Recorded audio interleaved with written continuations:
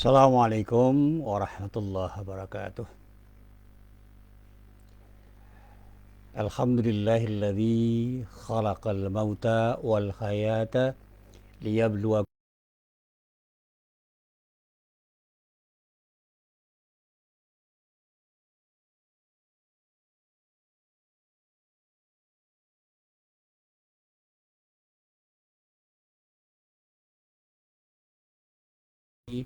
wa man wala amma ba'd.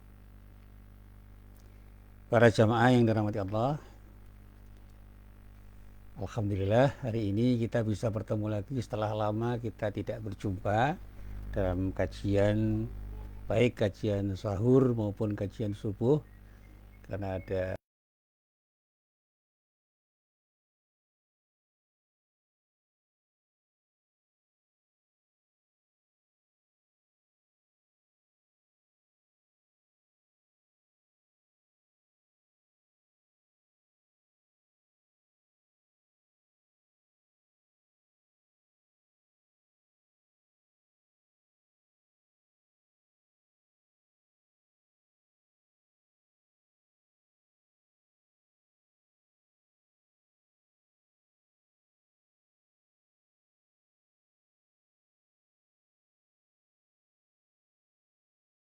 kita tertarik untuk mengaji karena ada pertanyaan-pertanyaan yang sebenarnya sangat sepele.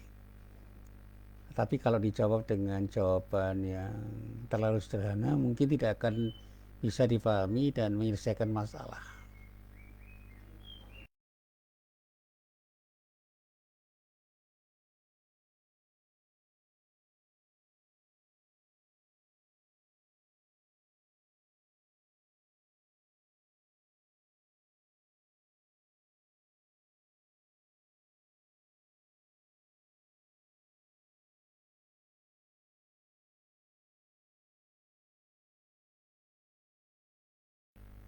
Nah, disinilah ujian kesabaran itu sebenarnya terjadi. Saya katakan dalam bahasa yang sederhana, ujian kesabaran itu ya terjadi ketika kita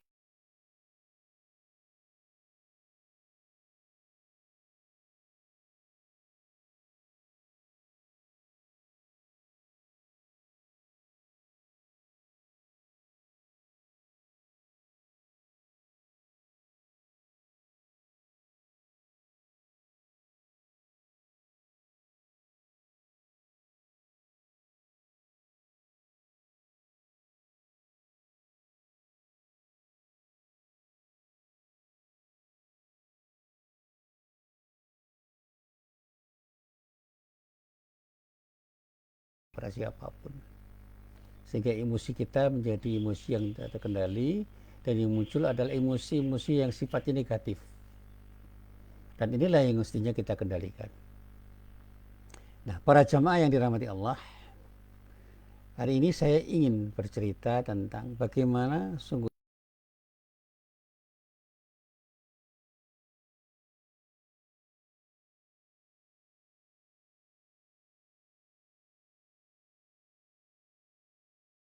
karena ya, dalam beberapa peristiwa yang bisa kita pelajari dalam sejarah hidup beliau, ya kita mendapati beliau itu memang super sabar.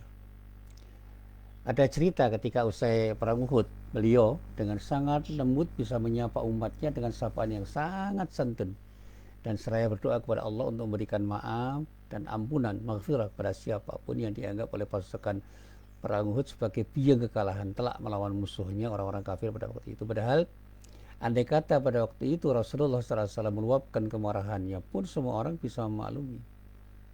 Rasulullah SAW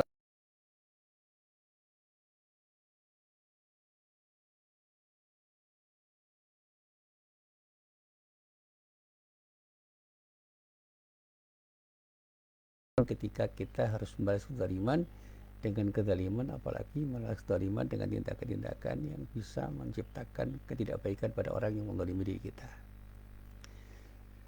Para jamaah yang dirahmati Allah,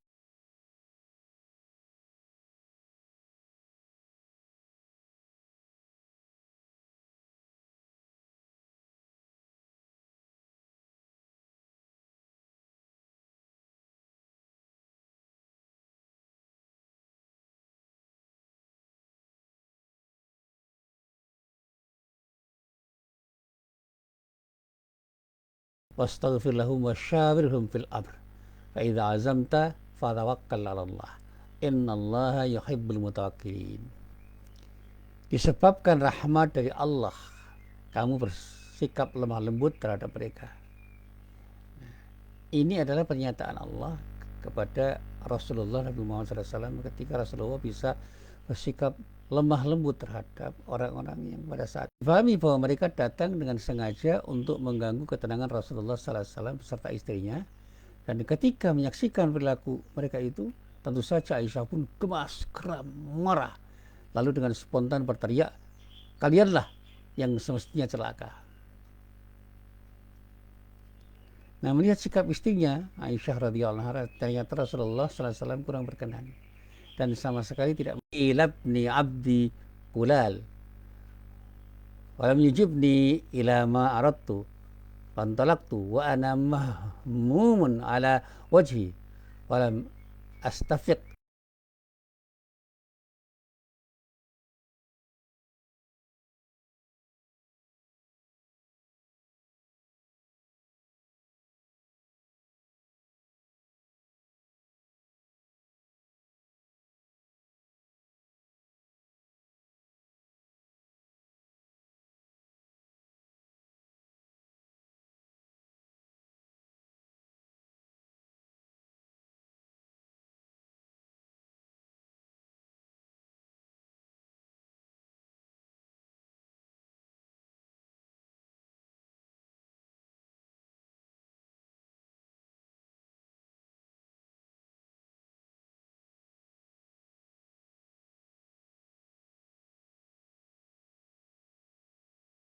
Rijallahu min aslabim man ya'budullaha wahadah la yusyriku bihi syai'ah. Kalau kita terjemahkan begini, Rasulullah pernah ditanya oleh Aisyah begini, pertanyaannya, apakah engkau pernah mengalami peristiwa yang lebih berat daripada kejadian perang Uhud? Nah, atas pertanyaan itu Rasulullah menjawab, sungguh aku sering mengalami peristiwa dari kaummu, dan peristiwa yang paling berat yang pernah aku alami adalah ketika dalam menghadapi mereka, yaitu pada peristiwa Aqabah. Saat itu aku tawarkan diriku kepada orang yang bernama Ibnu Abdi Yalil bin Abdi Kulal akan bahasa akhlak dengan sikap hilm yang dimiliki oleh Rasulullah SAW. Nah, kalau ditanyakan pada kita, apakah kita mampu meneladani sikap Rasulullah?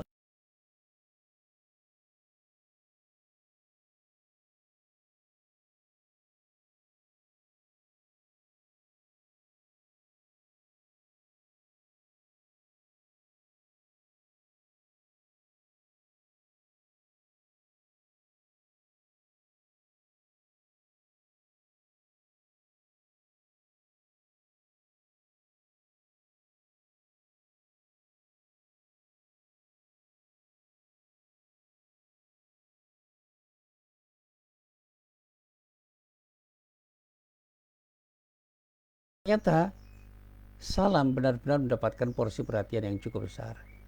Salam itu bukan sekadar pembuka kata dalam setiap perjumpaan dan perpisahan. Salam itu seharusnya bisa menunjukkan kepribadian seseorang.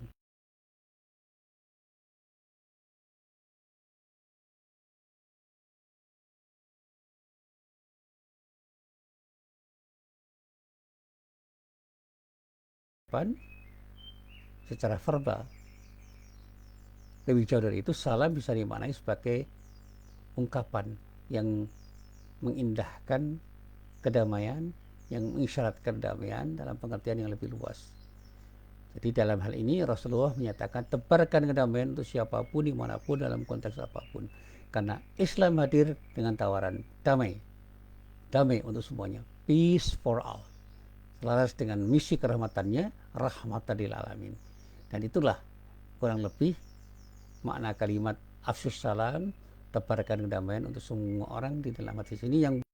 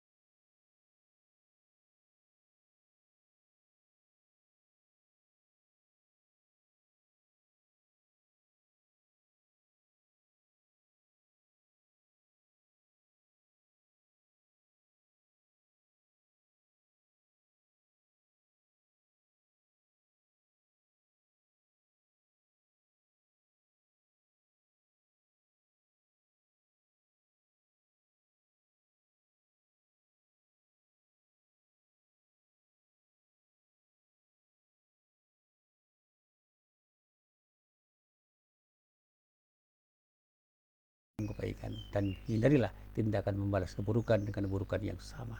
Dan itulah sikap hilm yang ditunjukkan oleh Rasulullah, dan bisa kita contoh untuk menjadikan diri kita sebagai orang yang betul-betul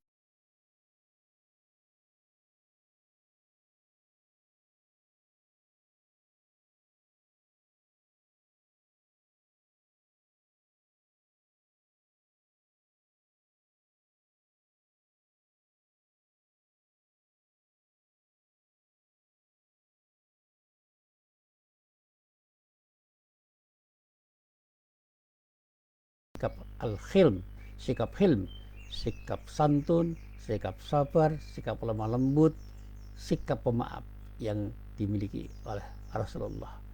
Kita bisa menjadi pribadi yang